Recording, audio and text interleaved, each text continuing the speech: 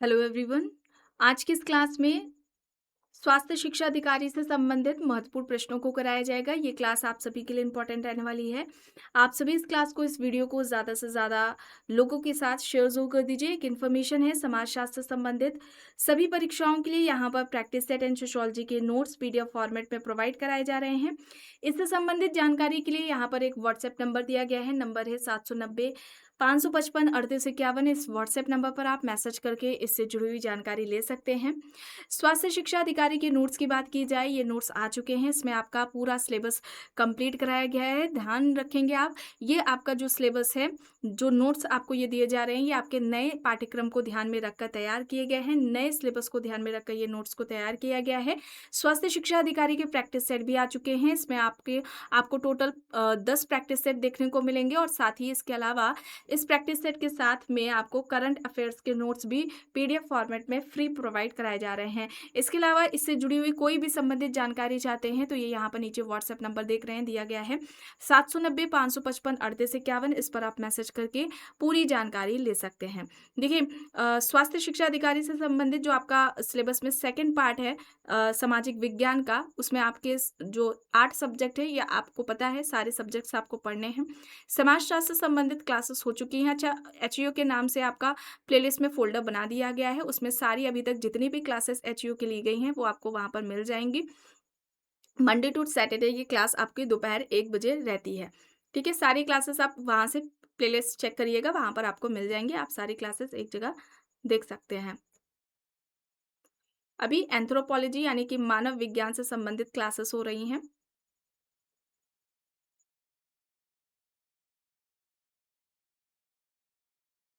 यहाँ तक हो गया तो चलिए यहाँ से शुरू करना है। देखिए, कथन है, रक्तदान के समय केवल एबीओ मिलान कर लेना ही काफ़ी नहीं है, आरएच फैक्टर का मिलान भी अनिवार्य है। कारण है, यदि किसी आरएच नेगेटिव व्यक्ति को पहली बार आरएच पॉजिटिव रक्त चढ़ा दिया जाए तो उसके शरीर में आरएच एंटीजन के खिलाफ एंटीबॉडीज बन जाती हैं, जो अगली बार रक्त चढ़ाने पर घातक साबित हो सकती हैं। यहाँ पर आपका सही आंसर क्या हो जाएगा?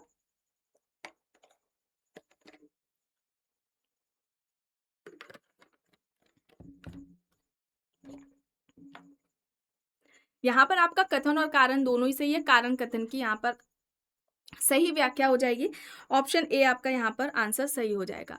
प्रश्न है, राष्ट्रीय स्वास्थ्य नीति 2017 के अनुसार भारत सरकार ने देश के सकल घरेलू उत्पाद का कितना प्रतिशत स्वास्थ्य पर खर्च करने का लक्ष्य रखा है? यहाँ पर आपका सही आंसर क्या हो जाएगा?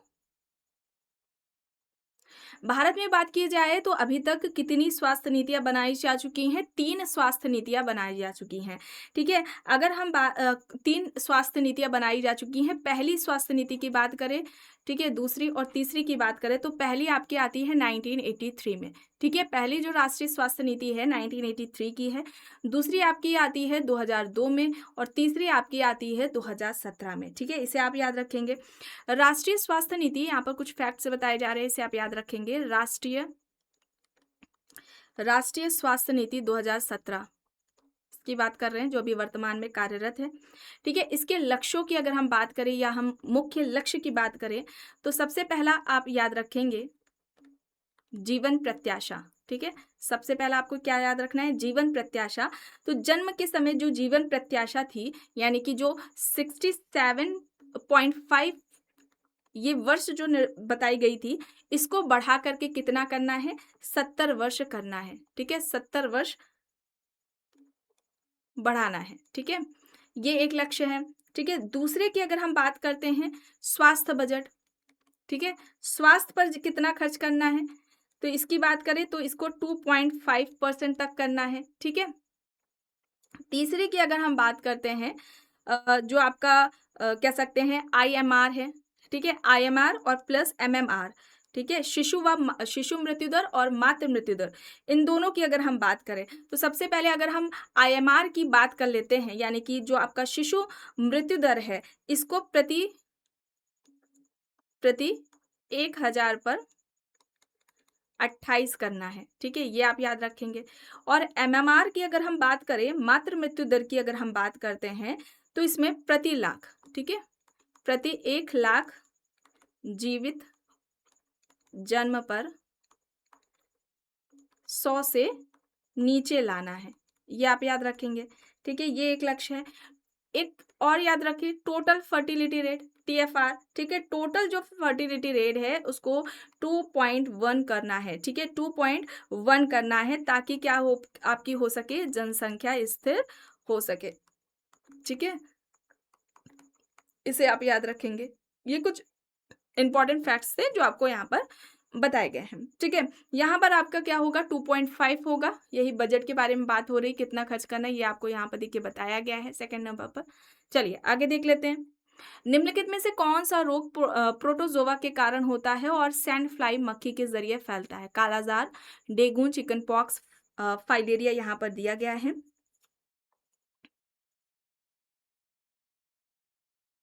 यहाँ पर क्या हो जाएगा?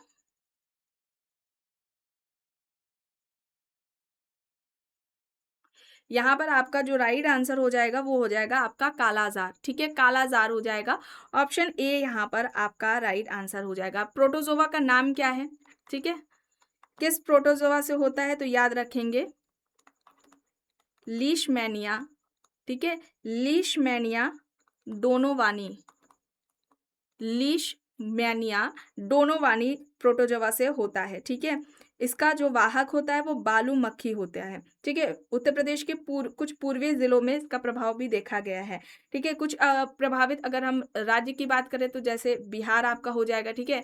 झारखंड हो जाएगा, झारखंड हो जाएगा आपका, ठीक है? झारखंड हो जाएगा, पश्चिमी बंगाल आपका हो जाएगा, ठीक है? उत्तर प्रदेश का अगर हम बात करें तो पूर्वीय क्षेत्र, ठीक है? पूर्वी क्षेत्र ले लें, तो ये इससे प्रभावित है कालाज़ार से, ठीक है? पूछा जा सकता है कहाँ-कहाँ पर ये बीमारी पाई जाती है, देखने को मिलती है। चलिए, अब यहाँ पर देखिए, किसी आदिवासी या ग्रामीण क्षेत्र में कुपोषण और एनीमिया की उच्च दर को कम करने के लिए एक स्वास्थ्य शिक्षा अधिकारी के रूप में आप किन व्यावहारिक खाद्य आधारित रणनीतियों का प्रचार करेंगे? पहला है, स्थानीय स्तर पर उपलब्ध मोटे अनाजों जैसे कि रागी, बाजरा और सहजन की पत्तियों के उपयोग को बढ़ावा देना। दूसरा है, सार्वजनिक वितरण प्रणाली के माध्यम से फोर्टिफाइड चावल यानी कि जो आयरन है, फ्लोरिक एसिड युक्त है, उसका वितरण सुनिश्चित कराना।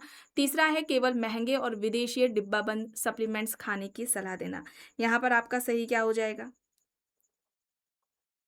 यहाँ पर आपका सेकंड थर्ड को छोड़कर फर्स्ट सेकंड 2 यहाँ पर राइट होंगे, ठीक है? ऑप्शन ए आपका यहाँ पर सही हो जाएगा, ठीक है?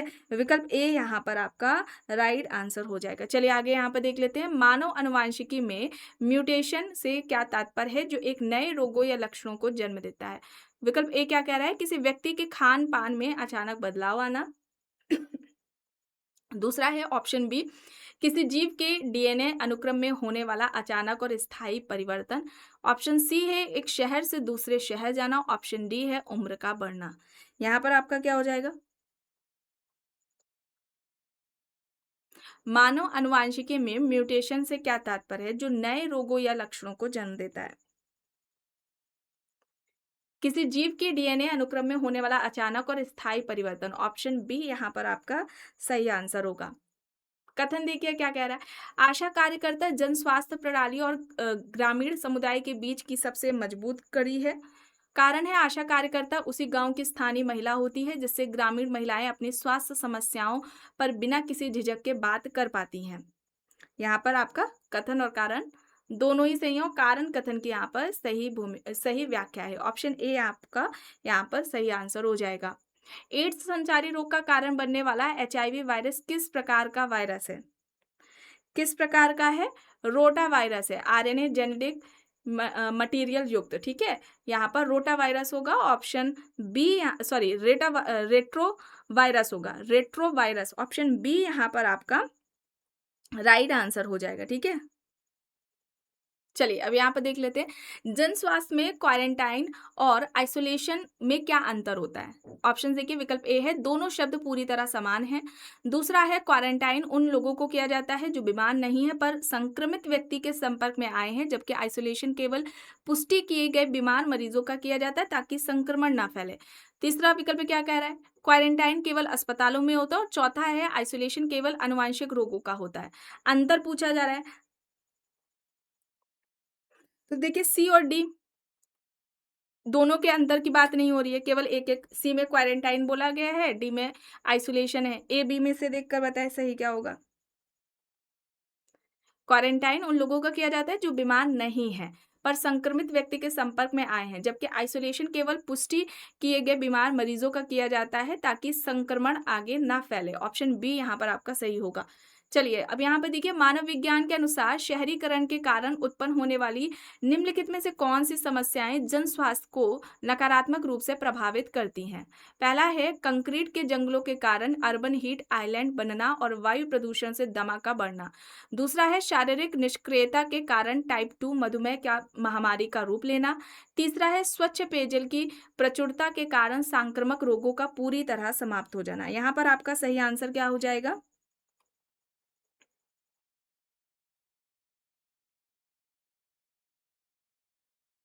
स्वच्छ पेयजल की प्रचुरता के कारण सांक्रामक रोगों को पूरी तरह समाप्त हो जाना, ये कथन पूरी तरह से गलत है। पहला और दूसरा यहाँ पर सही होगा। ऑप्शन सी यहाँ पर आपका राइट आंसर है। प्रश्न है अंडमान और निकोबार द्वीप समूह की जारवा और सेंटिनेली जनजातियों को जनस्वास्थ्य की दृष्टि से बाहरी दुनिया से अलग रखने का मुख्य मानव वैज्ञानिक कारण क्या है? ऑप्शन ए कह रहा है क्योंकि वे बहुत हिंसक हैं। दूसरा विकल्प बी है क्योंकि लंबे समय तक अलग थलग रहने के कारण उनके शरीर में आधुनिक संचारी रोगों जैसे कि समान सर्दी जुकाम खसरा के खिलाफ कोई इम्यूनिटी विकसित नहीं हुई है और बाहरी संपर्क उनके विनाश का कारण बन सकता है। सी विकल्प कह रहा है क्योंकि वे दवाइयाँ नहीं खरीदना चाहते और विकल्प डी क्योंकि उनकी जनसंख्या बहुत अधिक है। यहाँ पर क्या हो जाएगा सही?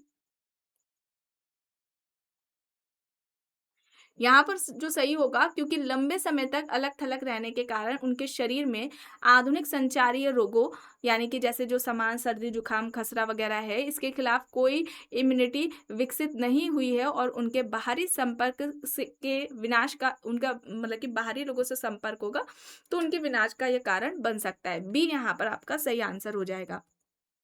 कथन अब यहाँ पर देखिए क्या कह रहा है। जन स्वास्थ्य मापदंडों के सुधार के लिए खुले में शौच मुक्त का दर्जा पाना अत्यधिक महत्वपूर्ण है। कारण है मानव मल के खुले में संपर्क से मिट्टी और पानी दूषित होते हैं जिससे बच्चों में कृमि संक्रमण और क्रॉनिक डायरिया होता है जो कुपोषण की जड़ है। यहाँ पर क्या हो जाएगा आपका?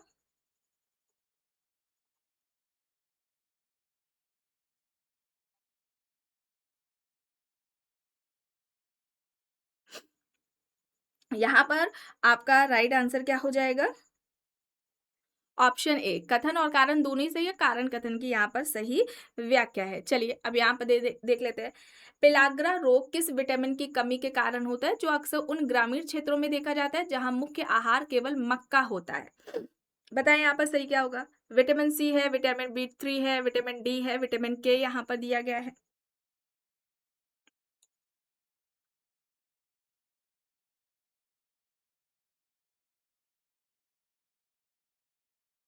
यहाँ पर आपका विटामिन क्या होगा? बी 3 होगा। ठीक है, विटामिन बी 3 होगा। ऑप्शन बी यहाँ पर आपका सही हो जाएगा। बच्चों में होने वाला मरासमस रोग किसकी तीव्र कमी के वजह से होता है? ऑप्शन देखिए केवल पानी की कमी से, प्रोटीन और कुल कैलोरी दोनों की अत्यधिक कमी, या फिर केवल विटामिन ए है, या फिर या फिर अत्यधिक चीनी खाने से। बच्चों में होने वाला जो मरासमस रोग है वो किसकी तीव्र कमी के वजह से होता है?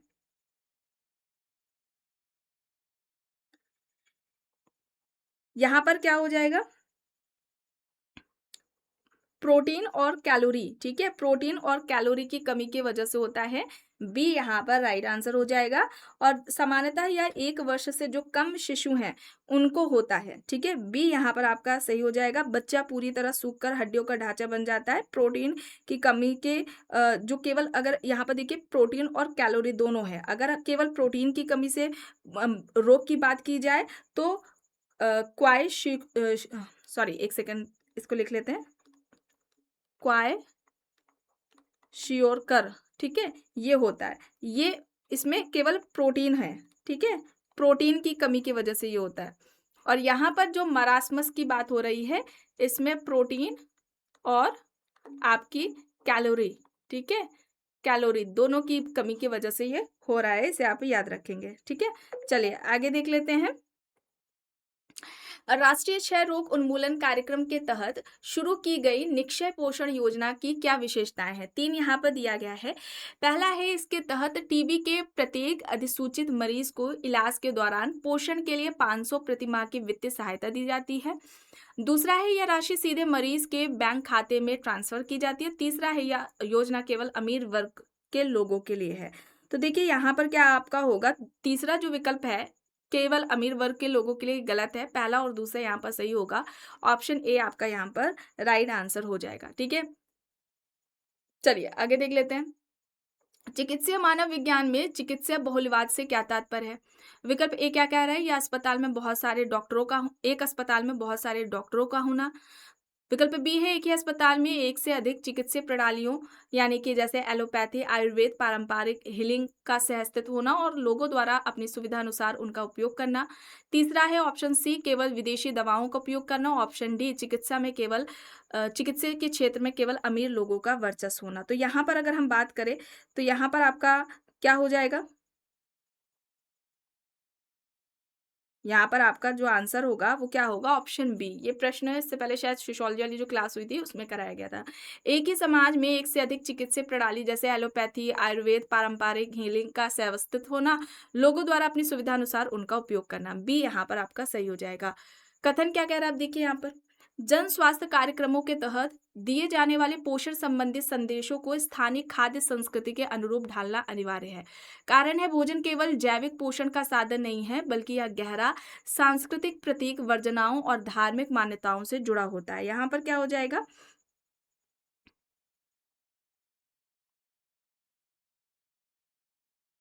यहाँ पर आपका कथन और कारण दोनों ही सही है। कारण कथन की सही व्याख्या है। चलिए अब यहाँ पर देखिए, किसी समुदाय में स्वास्थ्य व्यवहार को प्रभावित करने वाले सांस्कृतिक कारकों में निम्नलिखित में से क्या-क्या शामिल हो सकता है? पहला है, प्रसव और नवजात शिशु की देखभाल से जुड़ी पारंपरिक प्रथाएं। दूसरा है, विभिन्न बीमारियों के कारणों के बारे में स्थानीय अंधविश्वास या आध्यात्मिक विश्वास। तीसरा है, भोजन पकाने और व्यक्तिगत स्वच्छता से जुड़ी आदतें। यहाँ पर क्या हो जाएगा,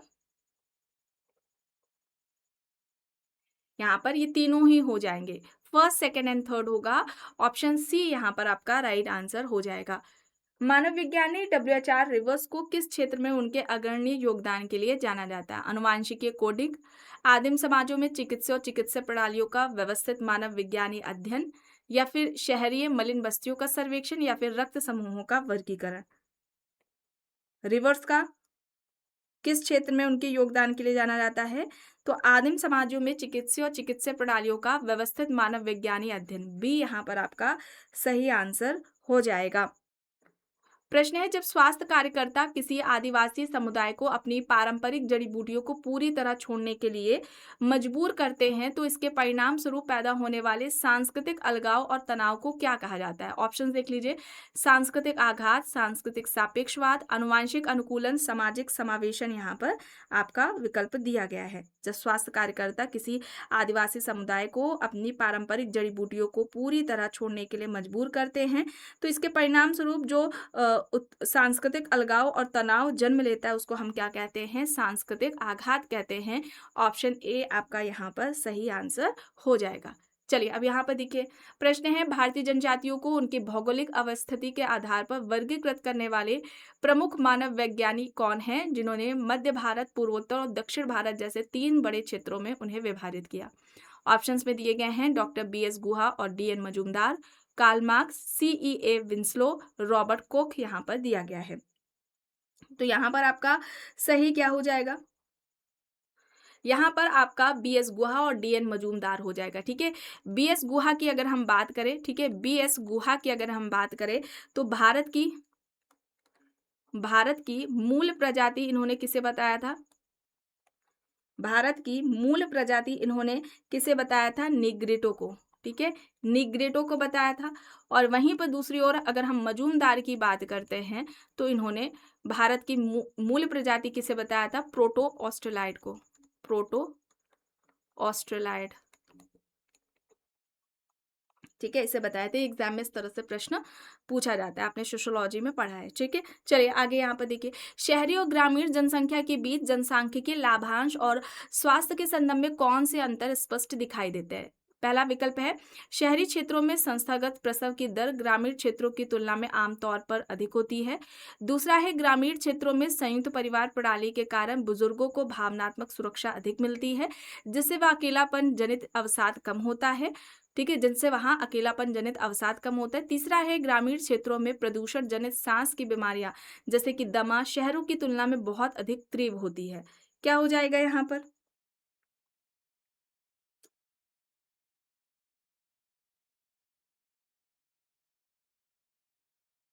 यहाँ पर आपका जो तीसरा है ना, ग्रामीण क्षेत्रों में प्रदूषण जनित सांस की बीमारियां ना दमा वगैरह शहरों की तुलना में बहुत अधिक तीव्र होती है, ये गलत हो जाएगा। ठीक है, शहरों में वाहन उद्योग धंधे इनसे जो वायु प्रदूषण होता है वो ज्यादा होता है, जिससे श्वसन संबंधी जो बीमारियां होती हैं वो ज्यादा देखने को मिलती है, दमा अस्थमा वगैरह ना। तो ये गलत हो जाएगा, पहला और दूसरा यहाँ पर सही होगा, ऑप्शन ए आपका यहाँ पर सही आंसर हो जाएगा।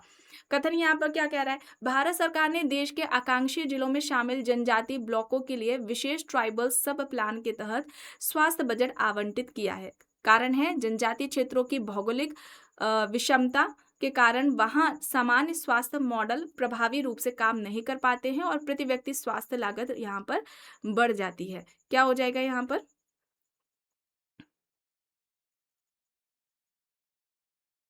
यहाँ पर ऑप्शन ए हो जाएगा आपका सही आंसर। मानव विविधता के संदर्भ में कपाल सूचकांक का उपयोग मानव विज्ञानों द्वारा मुख्य रूप से किस कार्य के लिए किया जाता है? ऑप्शन देख लीजिए। मस्तिष्क की बौद्धिक क्षमता मापने के लिए, विभिन्न मानव प्रजातियों जनसंख्या समूहों के सिर की बनावट और कंकाल के शारीरिक वर्गीकरण के लिए, रक्तचाप की गणना के लिए या फिर संक्रामक रोगों की पहचान के लिए। यहाँ पर आपका सही आंसर क्या होगा? सही आंसर यहाँ पर विभिन्न मानव प्रजातियों जनसंख्या समूह के सिर की बनावट और कंकाल के शारीरिक वर्गीकरण के लिए होगा। ऑप्शन बी आपका यहाँ पर सही आंसर हो जाएगा। प्रश्न है नगरीकरण की तीव्र प्रक्रिया के कारण शहरों में पानी के संचय और जल भराव से किस विशिष्ट वेक्टर जनित संचारी रोग का प्रसार सबसे तीव्र होता है जो साफ ठहरे हुए पानी में पनपता है? डेंगू, हैजा, टाइफाइड, सिकल सेल एनीमिया यहाँ पर दिया गया है। यहाँ पर आपका डेंगू होगा। ठीक है, डेंगू होगा, ऑप्शन ए यहाँ पर आपका सही आंसर हो जाएगा। आखिरी प्रश्न है जन स्वास्थ्य में प्रयुक्त होने वाली अवधारणा एसडीजी में सभी के लिए एसडीजी के अंतर्गत किस लक्ष्य में सभी के लिए स्वस्थ जीवन सुनिश्चित करना और कल्याण को बढ़ावा देना शामिल है? कौन सा गोल है? कौन सा लक्ष्य है?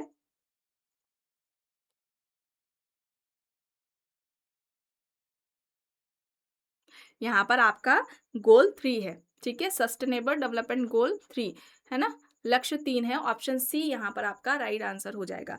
तो आज की इस क्लास में बस इतना ही। आई होप ये क्लास आपको पसंद आई होगी। अगर पसंद आई है तो प्लीज़ लाइक करिएगा, कमेंट करके ज़रूर बताइएगा। चैनल पर अगर आप नए हैं तो चैनल को भी ज़रूर सब्सक्राइब कर लीजिएगा एंड इस वीडियो को जितना हो सके ज़्यादा से ज़्यादा लोगों के साथ शेयर भी ज़रूर करिएगा।